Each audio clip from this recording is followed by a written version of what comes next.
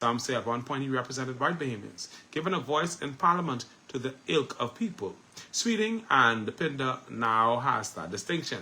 There are a number of legacy politicians, the Folks, the Hannahs, the Butlers, the Pinders, the Johnsons, the Jankras, but not the Pinlings. They tend to be blocked by their party every time they try. I don't think their party likes them. But all of that's to say this. Bahamians love their politicians rich. Simon's wealth, which at times seemed to have been a burden during Bahamian politics tenure, during his Bahamian political tenure, some would say is continuously referenced even decades after his political tenure.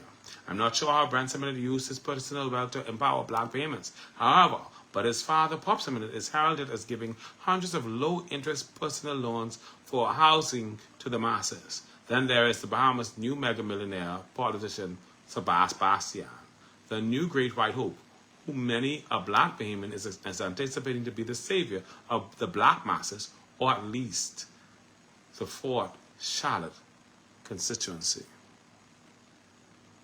Why are we hating on Tobaz?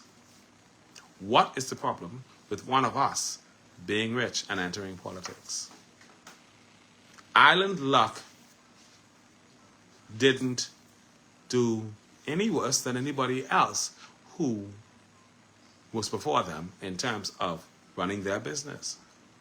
And these politicians took advantage of these businesses, like the numbers business. It was a numbers business that helped to bring this country to where it is today in terms of governance. Sadly and unfortunately, we have a lot of persons who were given the opportunity to make our country better and did not. But you can't blame the numbers business for that. Sadly and unfortunately, we have a lot of persons who have been electing these people over and over and over, knowing full well that they were not doing good for this country. You can't blame the numbers business for that. If you keep electing people over and over and expecting a different result, then you're the insane, not the numbers business people. They still run the business. Now, Tobaz wants to move up in the political circles. What's wrong with that? Why do we have a problem with one of our own making a step or advancing himself in a different direction, in a better direction? If he can run a business that well, he must be could run his constituency and probably run even a political party. What is the problem? Help me understand, because I'm not seeing the issue here.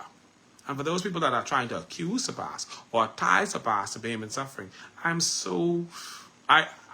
here's the reality. Tobaz has nothing to do with Bahamian suffering. Those people who go to Island Luck and spend their money, that ain't got nothing to do with Tobaz. If they allow themselves to be enticed, that's on them. That's like how people, because somebody who goes to the bar and gets drunk and then jumps in a car and drives off and crashes somewhere and either broke themselves up or killed themselves, you can't blame the bar owner for that. Oh, the bar owner shouldn't have selling the rum. Oh, hell no, the bar owner is running a business.